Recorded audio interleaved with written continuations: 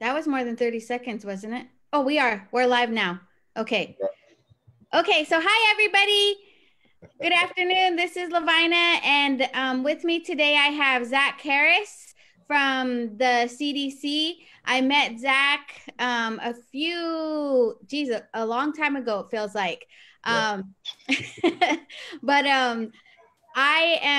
today we are going to be talking about the social injustices that are happening around our nation. And not only that, but my connection to Zach is that our tribe had a CDC Reach grant.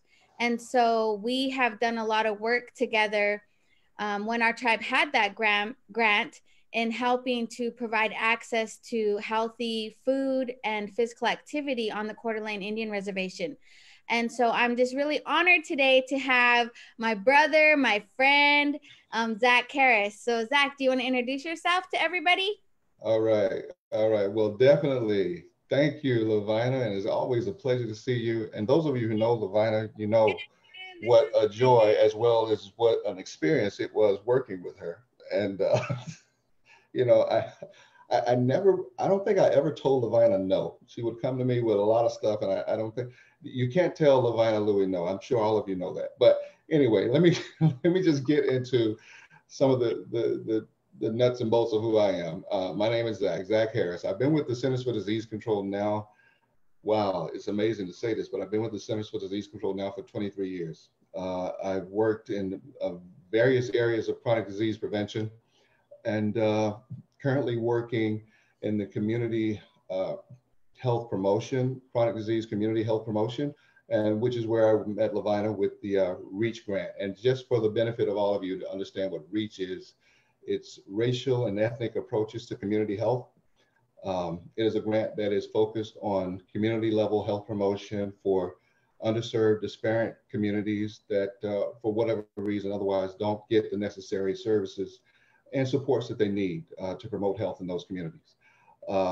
So I have, this is a joy of mine. I have enjoyed working with CDC in this capacity for quite a few years now. And of course, I'm here to share some experiences as it relates to our current national crisis, as national health crisis, as well as the current civil unrest that's happening right now, and how it relates to racial and ethnic approaches to community health, how this really is, in spite of all that you are hearing about all the stuff that's going on.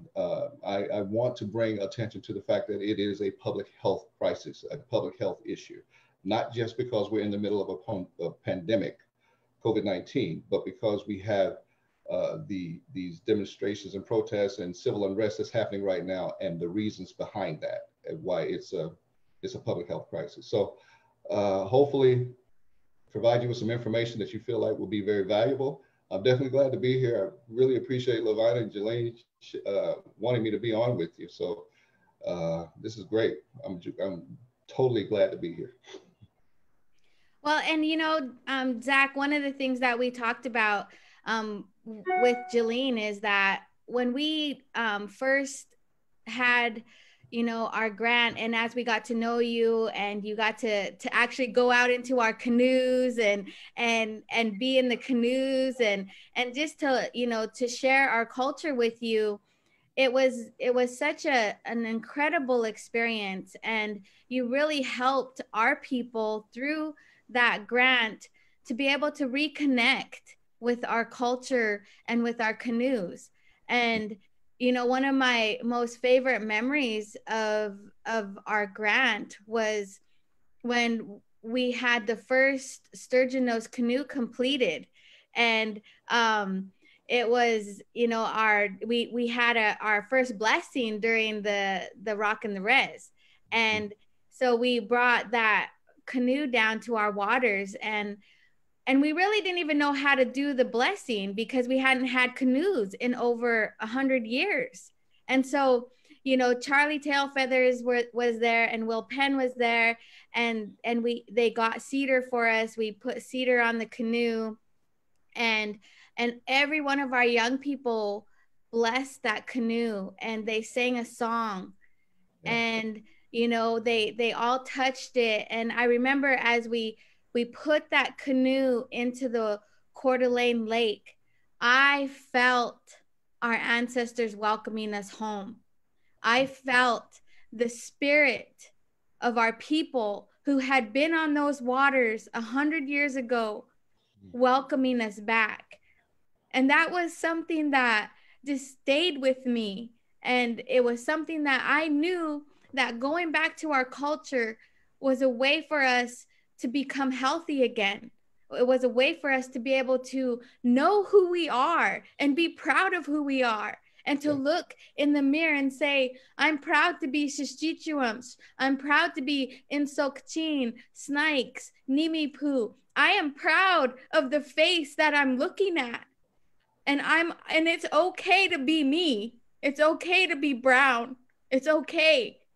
And that was what that grant did for us. It helped us to reconnect to the water.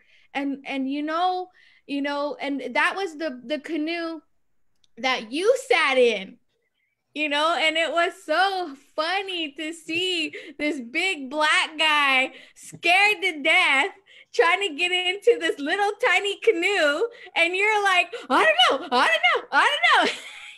And it was so funny. But I mean, think about your ancestors, Zach. you know when your ancestors came to America, they came on a ship, you know and that the your people, were taken from their land, and they had, they didn't have a choice, just like we didn't have a choice in a lot of our history. And so how did that feel, Zach, to be a part of our culture, even if it was for that little trip around Camp Larson? I knew that LoVina was going to mention my fear when I got into the canoe.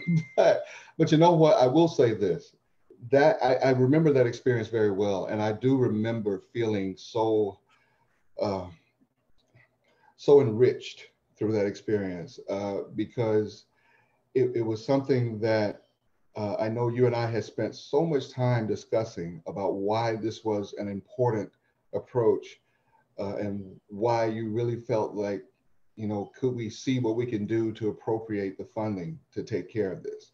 And all of that came into play. And needless to say that I had to have a lot of discussions with the so-called CDC bigwigs about, why this was so necessary and why it was so culturally appropriate for the health promotion practices that you were trying to ignite within your community.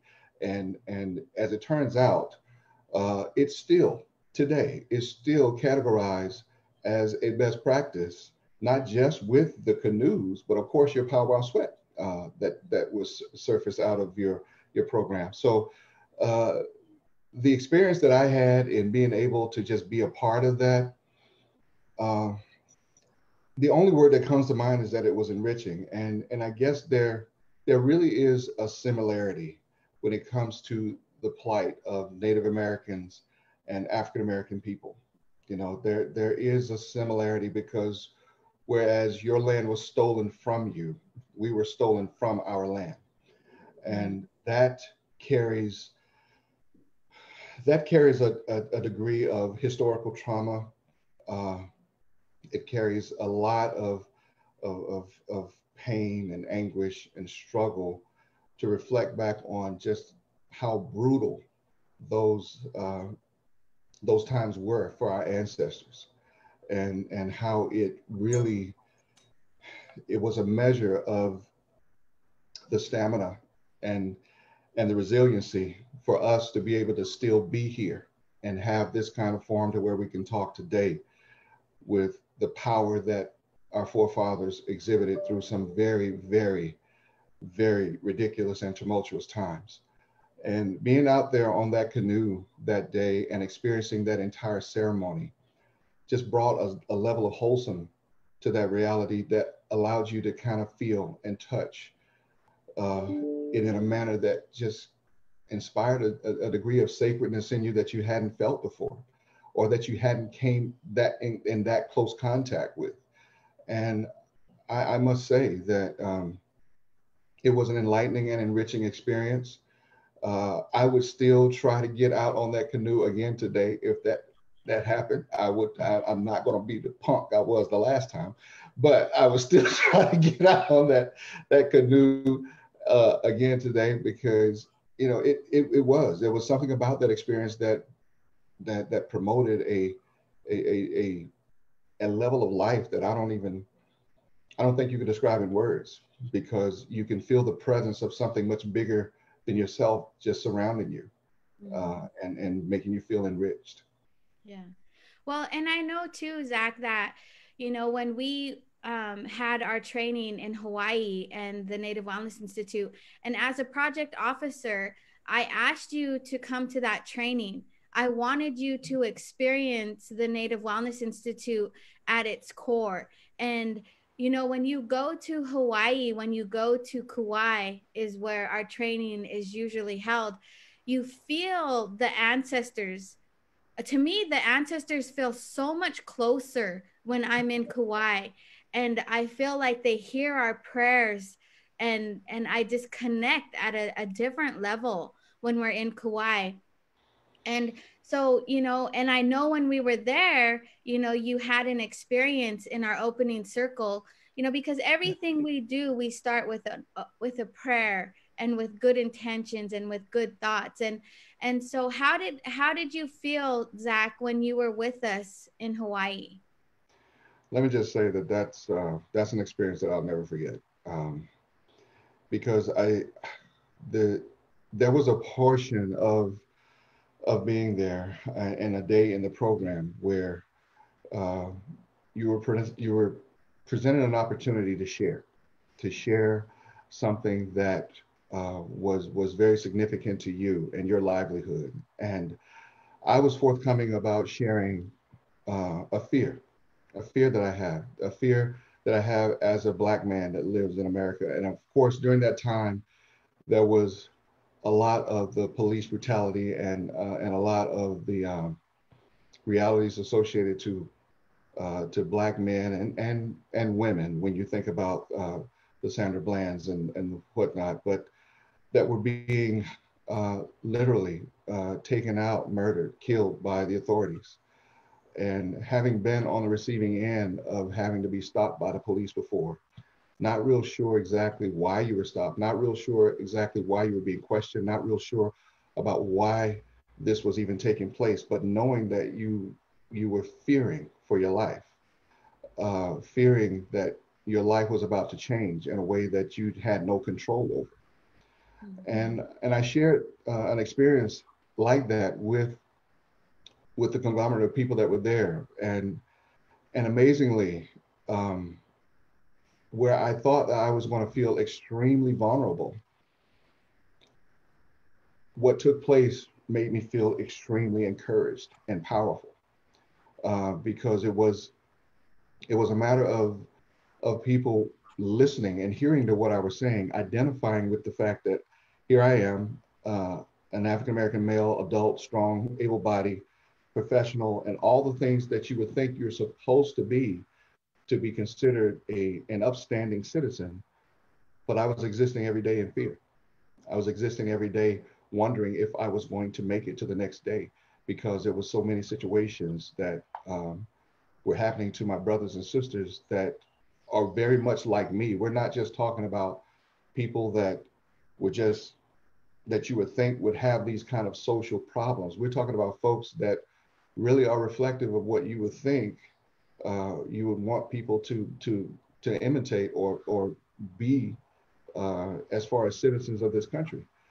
And it was a frightening time. It was an extremely frightening time, and I exposed that fear, and I allowed myself to feel vulnerable. And the amazing thing after that was the togetherness of people that gathered around me and and touched me and prayed for me. And it wasn't something that I just felt from the presence of the people in the room.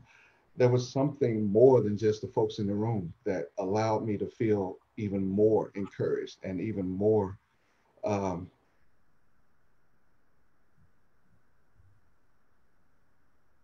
plight that I was under, because um, it made me feel okay that I was scared, but it also made me feel like You don't have to be. You don't have to be scared, because there are people out there that care enough about your well-being and about what it is that you're up against, that they are willing to surround you with whatever spiritual protection that they can to keep you from any hurt, harm, or danger, because they believe in you and they didn't want any harm to come to you. And that was something that I was not expecting. I didn't know what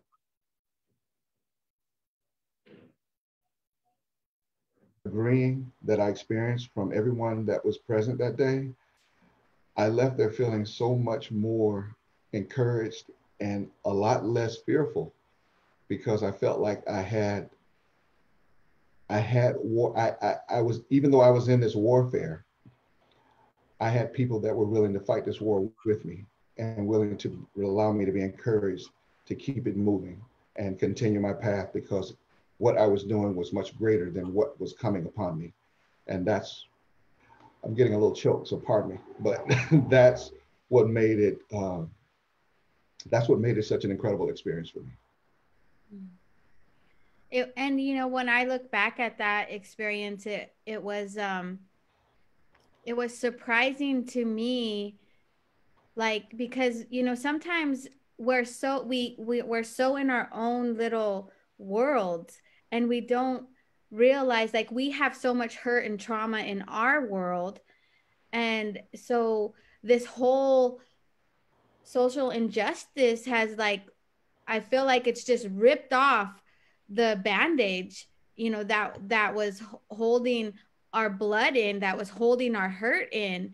And the bandage has been ripped off. And now we're just bleeding all of this hurt and pain. And but we're standing up.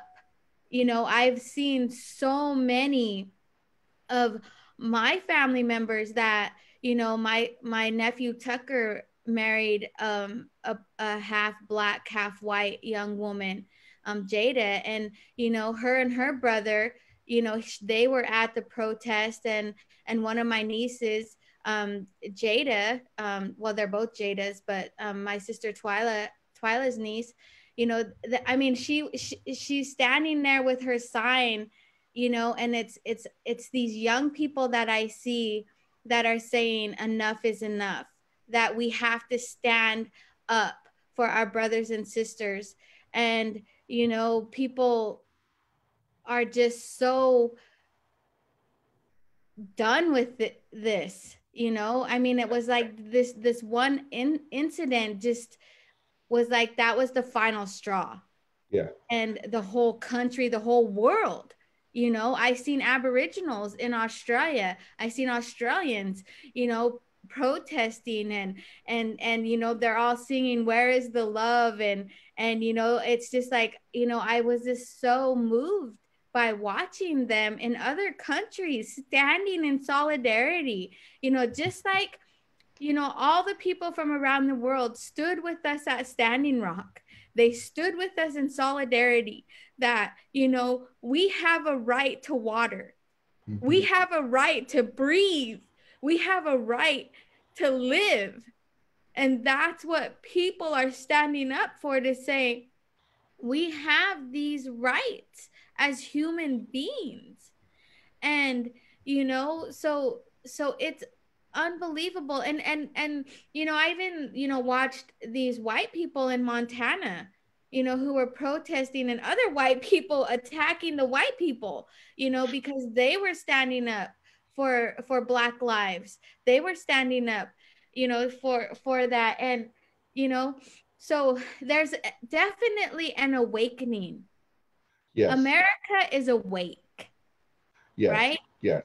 There's definitely an awakening. And I want to go back and touch on something that you said, where you have a right to water, you have a right to breathe.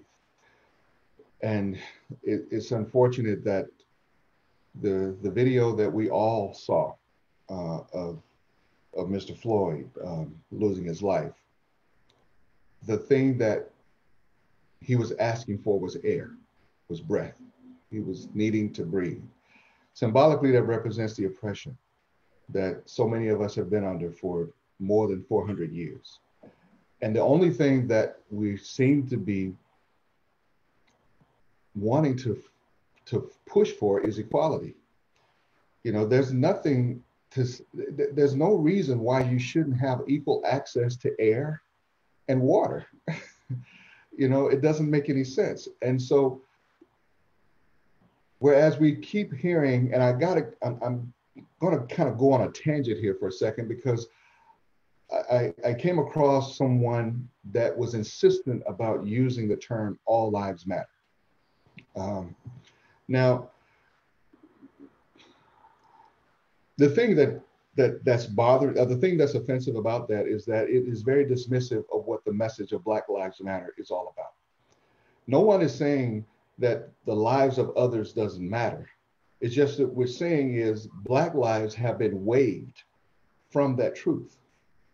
They have been given, they're not given the same precedence of that reality. So therefore, when you use the term all lives matter, you're being dismissive of what the message is that is being propelled as a movement right now in Black Lives Matter, because you're not taking in consideration that Black lives have not mattered as much in the all lives matter approach.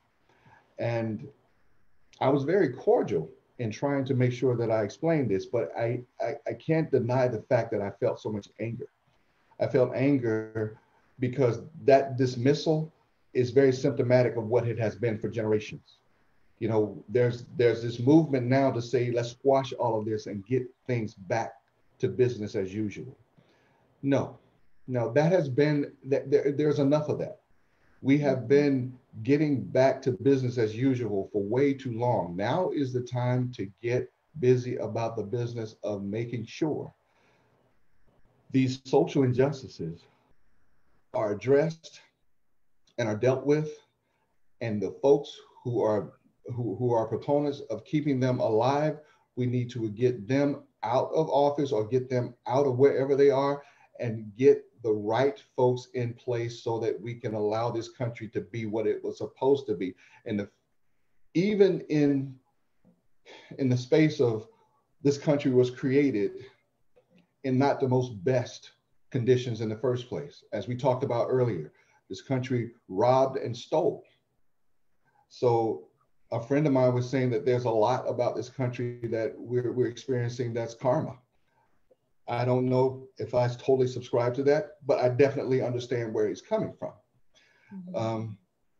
But the truth of the matter is, we are here, and we got to figure out a way to exist here in a fashion that allows us to be equally and socially compatible to one another.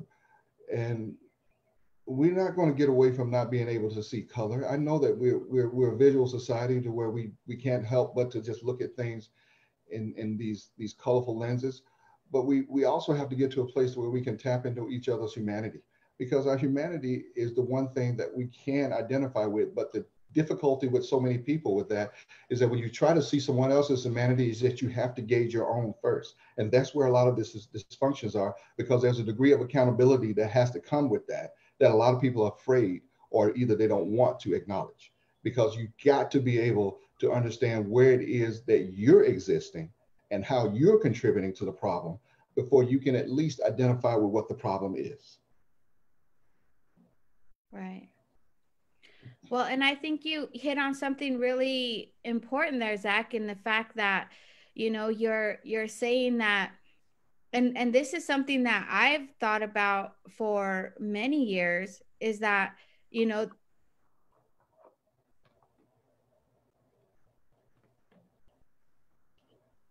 oh, you were frozen for a minute.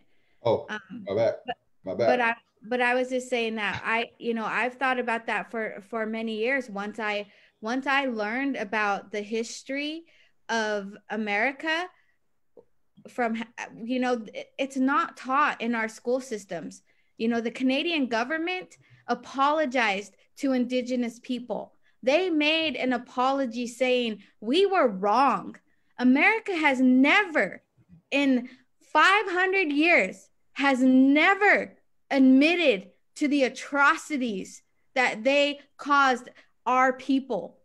Some tribes were completely are non-existent anymore because of the diseases, because of the blankets that were infected with smallpox that they gave to our people. They have never apologized for that. They have never said that we were wrong. And so maybe what you're saying, that karma might be coming back on America, that could be true.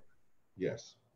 Because they never once have acknowledged what they did to our people.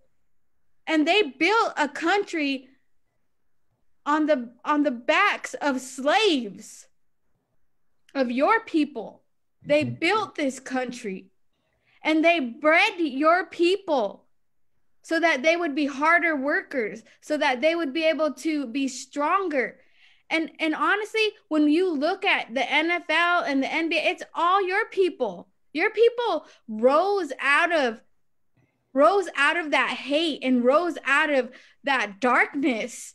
And I think about that too, Zach, because when we look at the world, when you Google Black Americans, you see you today. You see what you have done today. You see people who are NBA, NFL, they're in, they're successful and they're leaders in different ways. When you Google Native Americans, you see us 500 years ago. You see the chiefs from you see the mascots of who America sees us as, these merciless savage Indians. We are not merciless savage Indians. We are human beings. Yes. But they looked at us as savages, and that's how they could kill us. They looked at us like we were not human beings. And they said, we will give all of the white Americans, we will give you, $5 for every scalp of an Indian that you bring. We will give you money for every vagina. More money for a Native American vagina was paid than a scalp. More money. Because why? Because women reproduce. Women reproduce. And that's why they gave more money for a vagina of an Indian woman. Wow. It's the atrocities go on and on and on. And people say, yeah, but that was in the past. But nobody has ever told that story. It hasn't been until I would say the last 20 to 30 years that finally people even acknowledge that boarding schools happened in this country. That reservations are like concentration camps where they gave us food, and I did We Shall Remain Part 2, where we talked about how the government gave our people commodities, flour, sugar, salt. What are we dying of today? Diabetes, heart disease, obesity. Those health disparities are killing our people, and they set it up so that we would kill ourselves. Yes. That is 100% correct. And I must agree with you 100% because that trauma that a lot of our Native brothers and sisters have faced,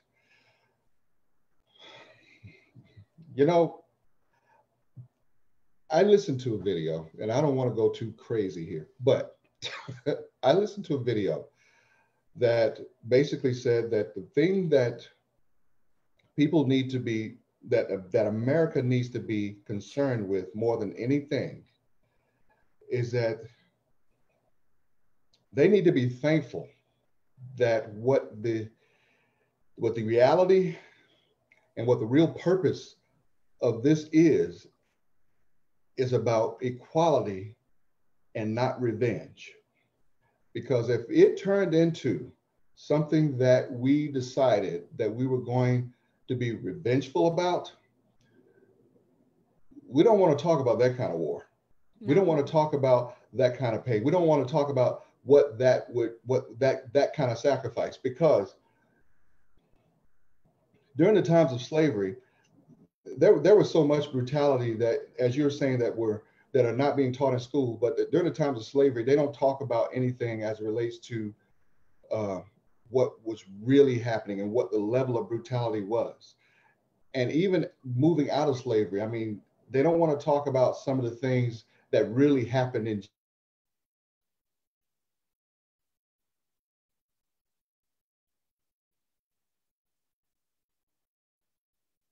again, it requires you to internalize what it is that you're contributing to this reality that keeps people in a place of lesser just because they're not identified, or you don't identify with you on your level because of the color of their skin.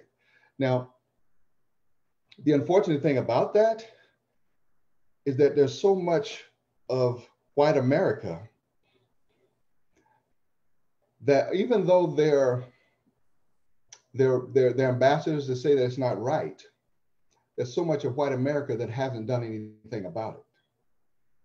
There's so much of white America that has decided that I'm going to continue, even though I don't think this is wrong, I'm going to continue to benefit from it.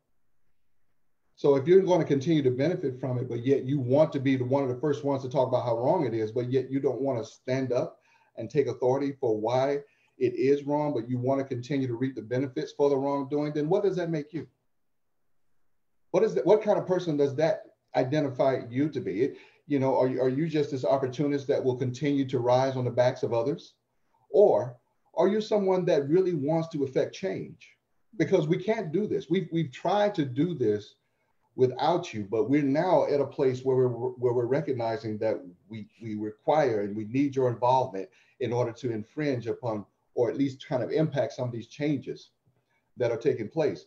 And in the process of getting involved, a lot of white Americans are now finding out what it's like to be a person of color. Mm-hmm. With some of the things that they have been exposed to in these protests, some of the ways they have gotten hurt in these protests, some of the ways they have been disassociated in this protest, and some of the ways that they have been treated as if they are of no consequence or no significance in these protests. You're now getting a taste of what it is to be us for generations. But yet you weren't willing to take the necessary steps to really dive into this and understand the wrongdoing because you were too busy enjoying the perks. Now, I can't say that, I'm not one that's going to say that all white people, have issues or are bad or anything like that. I'm just saying that you have to take into account, once again, that even though you might be a decent person, that does not mean that your actions have not allowed there to be some contributing facts. That your actions do require you to act on what it is that you feel isn't right, instead of just sitting back and allowing it to happen. And that's what's happening today. There are white people that are actually participating in these protests that I must say, I must say that I'm actually moved by. I'm moved by, to the point to where they are allowing themselves to be exposed to what it's like to be me. It's you're getting a taste of what it's like, and you're not even getting a full taste. You're just getting a little bit of it. And I think it goes back to what you were saying earlier. It is an awakening, and it's an awakening that's happening based on how you're being touched, not just how you're being told. You are now being able to feel the pain. You're now being able to feel the wounds of this. And now that it's become more real to you, now there's a lot more involved in this so-called civil unrest that we're speaking of, because it is now impacting the ones that have always been kind of sidelined because they didn't feel like it was really affecting them. Well, we now know that's differently now. Okay. But I also want to say, I can't go too far without saying this other thing, because I do work for the Centers for Disease Control. And so I also want to be able to help people understand that this is a public health crisis. All right. This is not something that we can just look at as, just a civil rights or a civil unrest issue and not see that there's a public health component or a public health emergency to it. Yes, we are in the middle of a pandemic. The pandemic has not gone anywhere. It is still very much present. It is still very much alive. It is still very much a danger to our society right now. And we have to be very mindful of the fact that although all of this is going on around us, The curve of the pandemic in so many places is still like here. It has not leveled out yet. Yeah. Okay. But as we are in the middle of this civil unrest, we need to also take notice that the issues of police brutality, that's a public health issue. The issue of weaponizing and enforcing communities is a public health issue. The issue of militarizing enforcement is a public health issue. Suppressing the rights of people of color is a public health issue. Normalizing fear and death. These are all public health issues, and these are all the reasons why people are in such an uproar of disarray, because we are talking about people's health, how it's going to fare if these types of things continue. It's one thing to say people are dying, but it's another thing to say that there's a lot of other facts that are happening that are contributing to why people are having all of these chronic diseases, or having things like diabetes, or having these stress related issues, or having these high blood pressure, and all these different chronic disease components that are mostly experienced in a lot of the so-called reach communities or communities of color in general. And it's systemic. It really is. It's systemic to be able to have a lot of this stuff happening the way it is, but nobody wants to really say that, because, or nobody wants to really acknowledge that, because they feel that everybody is granted the same opportunities. I don't know who started that lie, because that's the so-called American thing, but that's been a lie for generations. Everybody's not granted the same opportunities, because opportunities are made available based on the systems that you have around you, and we all know that the systems surrounding people of color have not been universal across the board. Okay, but the public health component of this is very much alive and very much a concern from CDC all the way up to the Health and Human Services. Right. And and the one thing that we've already seen, Zach, is that what's going on with the Navajo Nation. Oh yeah. Yeah. And when you look at the Navajo Nation, and you take the Navajo Nation and you look at every single Native community and reservation across the country, and that could happen on all of our reservations, because we are so close knit, and we know everybody, we're interrelated, where we have really tight knit communities.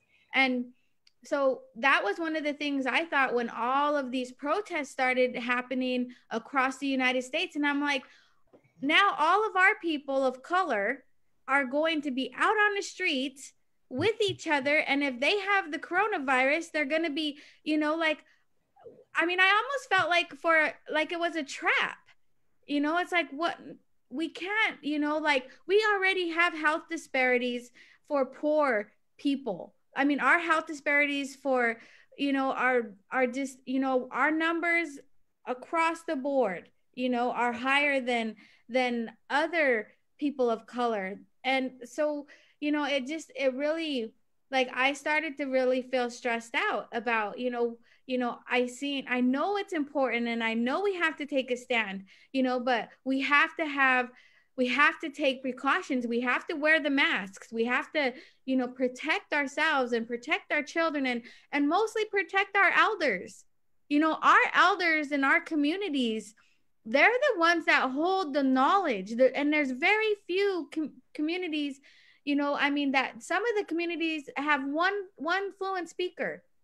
Some don't have any fluent speakers, but the number of fluent speakers in our communities, is so low that we need to be able to think about, protecting ourselves and washing our hands, and doing everything, that the CDC is recommending to protect our people during both of these pandemics. It's like they just went smushed, and Yeah. now we have a pandemic on top of a pandemic. Yeah. And and but your people are so passionate. Like, I get super passionate and want to do things, but we have to think about how the impacts of our future.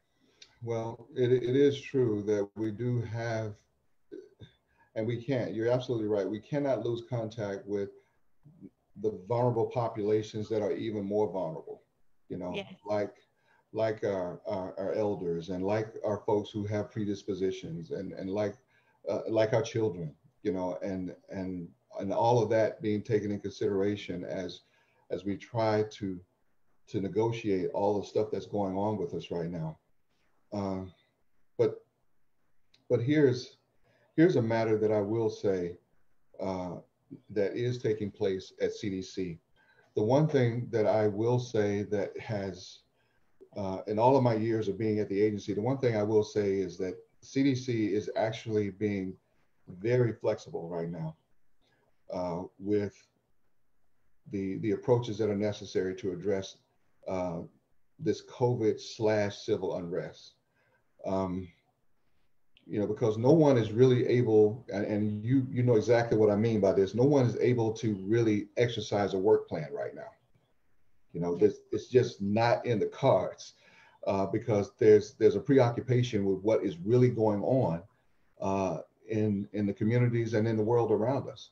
So CDC is actually allowing there to be a lot more discussion about what communities need to do and how they need to be supported in order to still meet the parameters of this cooperative agreement that they were funded under, but be able to do it in a way that allows it to be culturally appropriate as well as addressing all the matters concerning the communities that they're involved in and what's necessary because every community needs something a little different. So we can't take a cookie cutter approach on any of this on any level.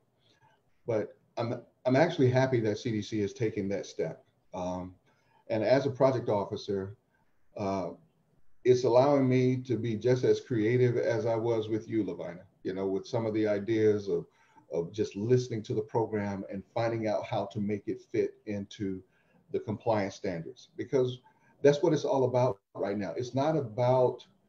Um, it's not about just meeting milestones and having milestones and benchmarks and having an evaluation plan. It's about seeing the needs of the people and trying to see what we can do to support, to bring these communities back to a place to where health promotion is at its platinum level. That's not to say that we're not going to take in consideration the numbers that are necessary to measure impact, but you and I both know that a lot of times the impact can't be measured in numbers. A lot of times the impact oftentimes is measured through the behavioral changes. And we're talking about behavioral changes that really need to happen, you know? And Zach, that's, when the one time that you invited me to go to the CDC, and I sat there after PhD got up from all the states across the country and the other little countries that we have. Every single one of them who spoke talked about how the minorities in their states, that where here we are talking about exercise and food and how to get people healthy with exercise and food.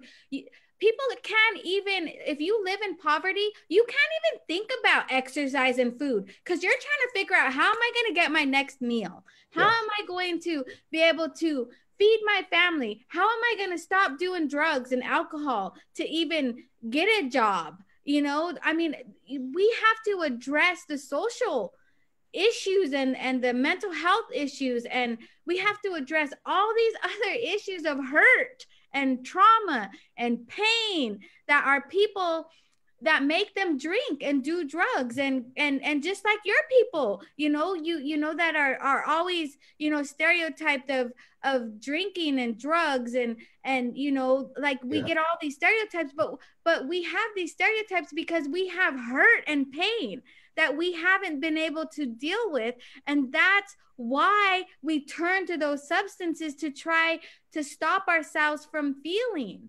And Mm, so, you know that's one thing that when I sat and listened to all of those state directors talk about the health disparities across the United States, and they all said to me the same thing, that we have to address these issues of the hurt and the pain, and just like housing and like the immediate needs of food, shelter, water, before we can even look at these other things. And Yeah. and that's what we like through We Shall Remain, and through we are trying to address the core of what's going on in indigenous communities. And Yeah. that's what the Native Wellness Institute is all about. We're right now talking to schools with white teachers. White teachers see our students more than a lot of us see our children. And so we're in the process of educating white teachers to understand their white fragility, to understand like how they play a role in the lives of our children, and how that they need to be able to take off, to me it's take off their white lenses, and Yeah. put on, like see our children from where they are, and Yes. their families, to be able to see, to be able to look at our children and say, not what's wrong with you, but to say what happened to Mm. you. Very true. Very true. Now, and I'm impressed with the fact that NWI is doing that, because that there needs to be some instruction, some training, some enlightenment. Let's use that word.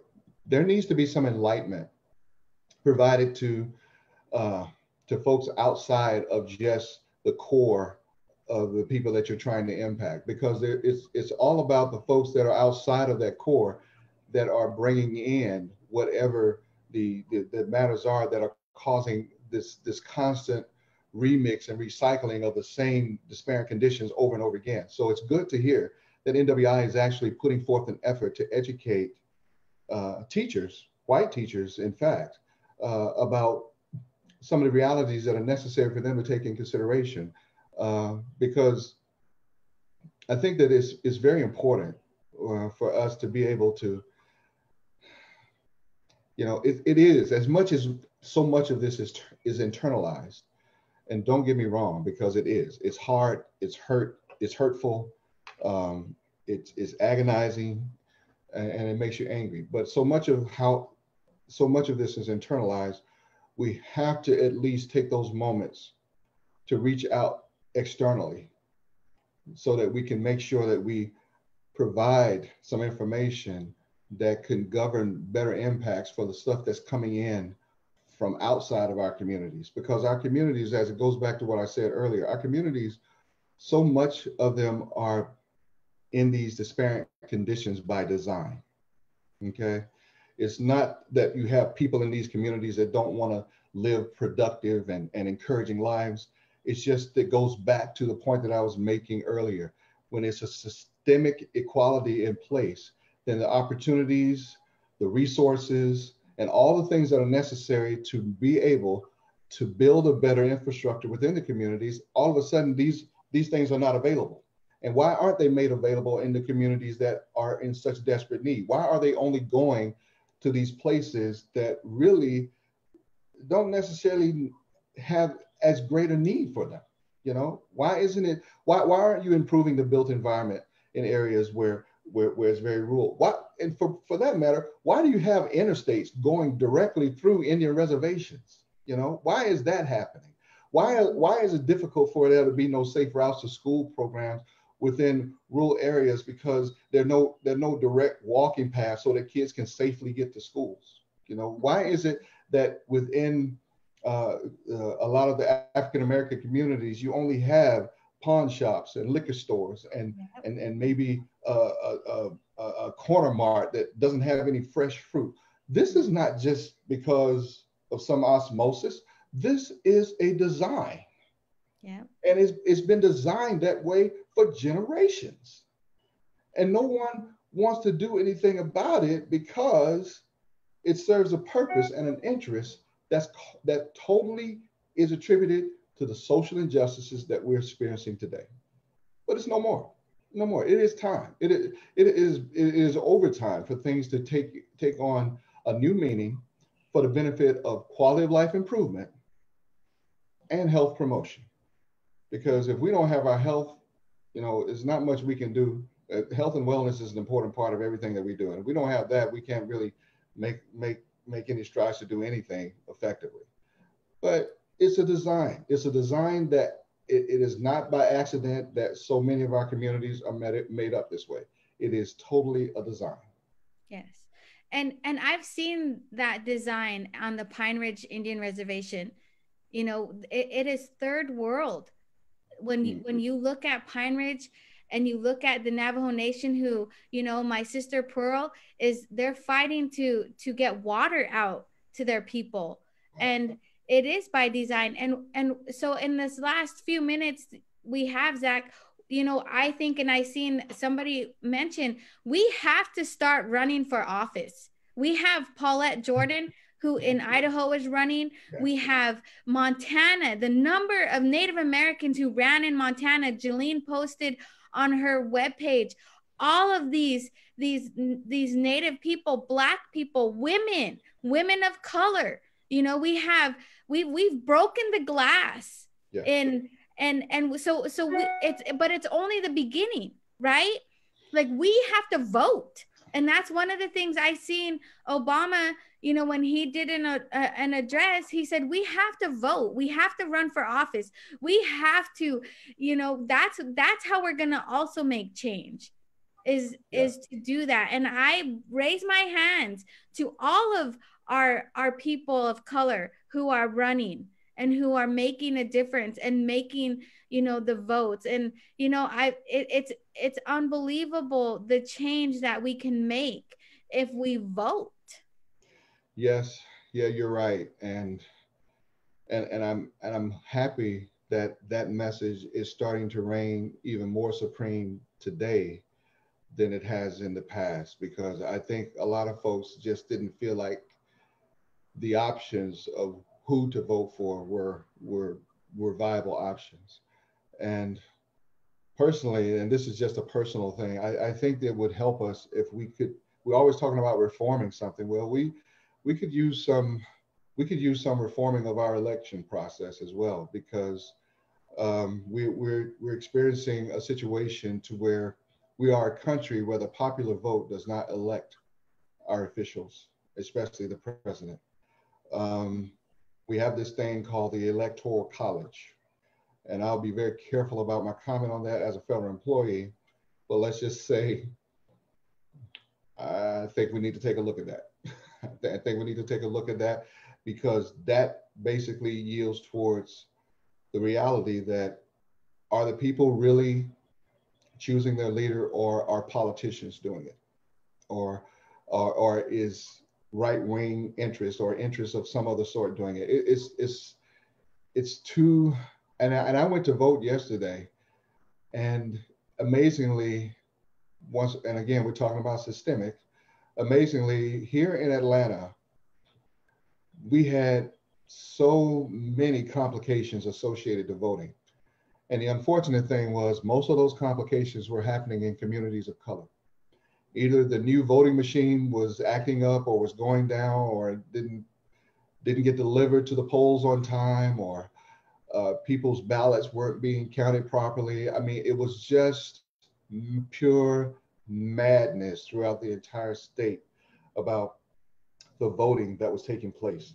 Now, fortunately, I was able to get out, and I checked everything. I checked my ballot. I checked to make sure it was Zachary Harris and not somebody else, and also rechecked all of my selections to make sure that I was my selections were properly reflected. But once again, here in Georgia, we're having ongoing issues with our voting protocols, and this needs to stop.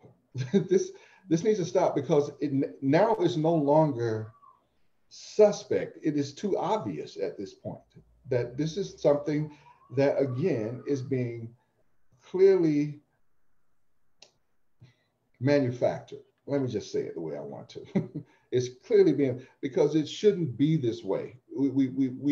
There's no reason for Georgia in the last few elections to have such a challenge with its voting protocols, And we're still having that same problem when we were just voting in the primary yesterday. What the crap is going on? I mean, but once again, we're looking at something that is a systemic issue that once again is only impacting communities that are reflective of a certain demographic. Yeah, but it's unfortunate. It's unfortunate. The lines were long, but I stayed in it. I stayed in it for the entire 2 hours. I said, no matter what, I'm not getting out. I'll just, I'll slip the mask down on my nose just to breathe a little bit, and then I'll pull it back up. Wow. Well, that's awesome. And so, we're coming to the end of this power hour, Zach, and I just know that, every day that I get up, the one thing that I try to remember is that we have to pray, that we have to pray, for our people who are out there on the front lines, for our people who are trying to make change, for our people who are hurt, for all of our Black brothers and sisters who are being arrested, for our Native brothers and sisters who are being arrested and who are being hurt. And and it's a struggle. My husband is a police officer. One of the things Yeah. that they said, I watched this young girl, she I read a post that she did, and she said her dad was a police officer. And she said, but every morning when he puts on his gear and he puts on his gun and his shield and his badge and he goes out, and she knows, that could be the last time she sees him. Anything could happen, especially in this day and age. And she said, but when he comes home, and he's a white cop, she said, when he comes home, he gets to take off all that, and he can still feel safe. But for Black, for Native American, and especially for our police officers as well, they can't take their skin off. They can't. They're still going to be a person of color even when they take that badge off. And we're still people of color no matter what. That's not going to change. We can't change the color of our skin. We can't change the color we were born.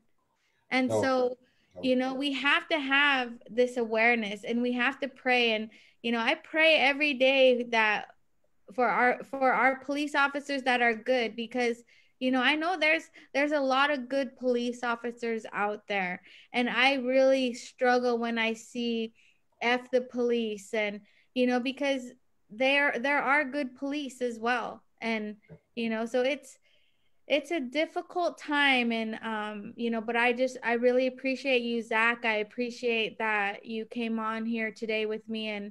And is there any last words that you want to leave for our viewers?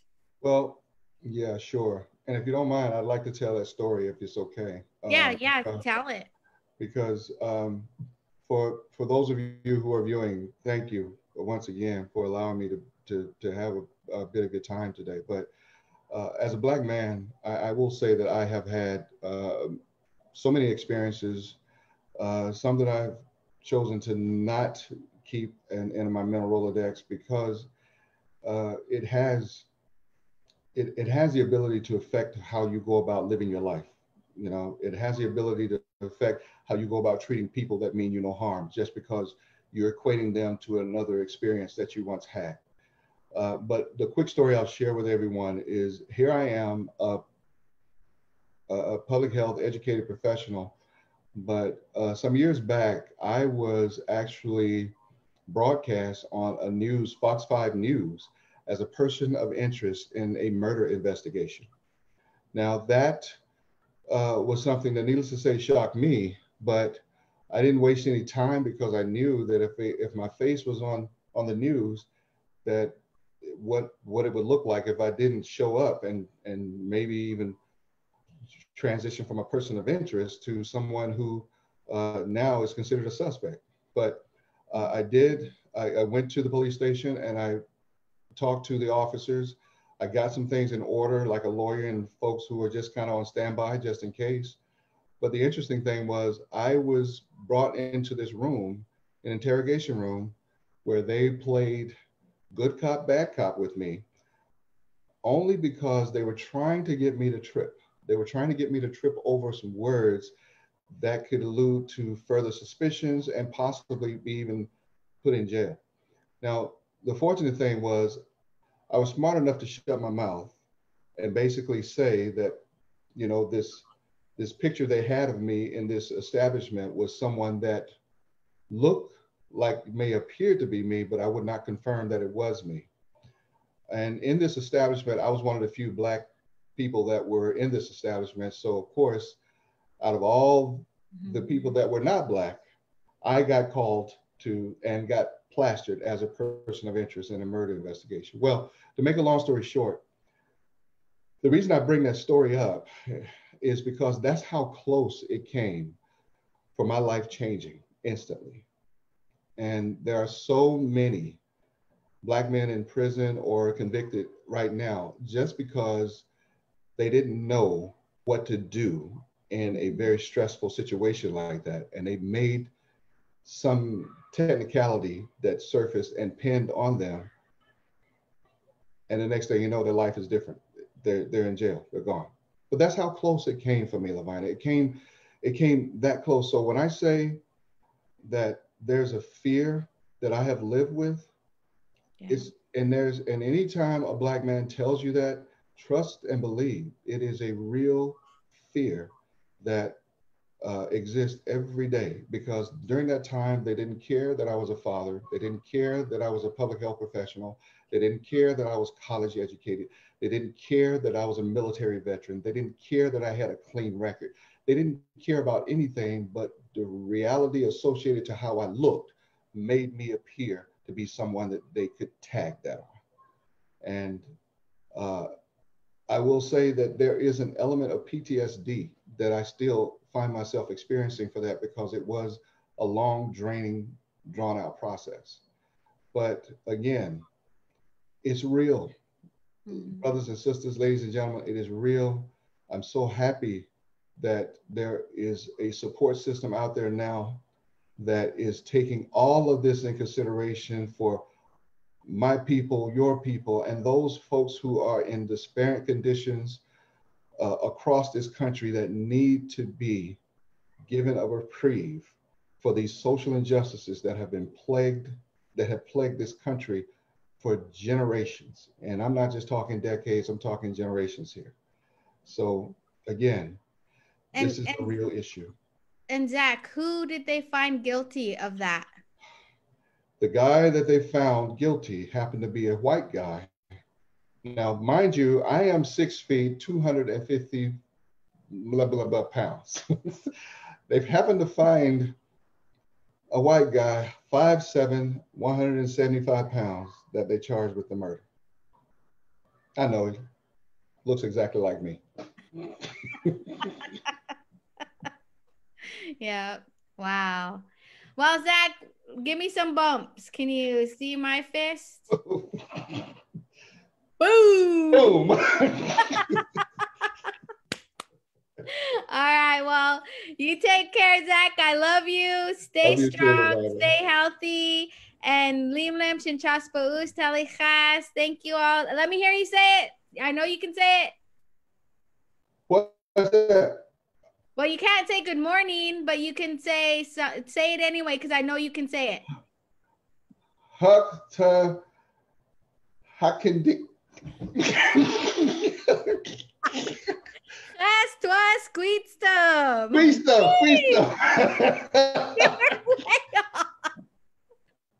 I thought afternoon was Hinandaki. Hinandakin. That was the name of the program, of the Reach program. Hinandakin. Okay. Yeah. All right. Walking Eagle, my dad. I can't let you go without saying, oh, Walking Eagle. Yeah, tell your dad I still got that one too. Right. So full of it, you can't fly. I know. All right. Love you, Zach. Take care. Love you too. Bye-bye. Bye.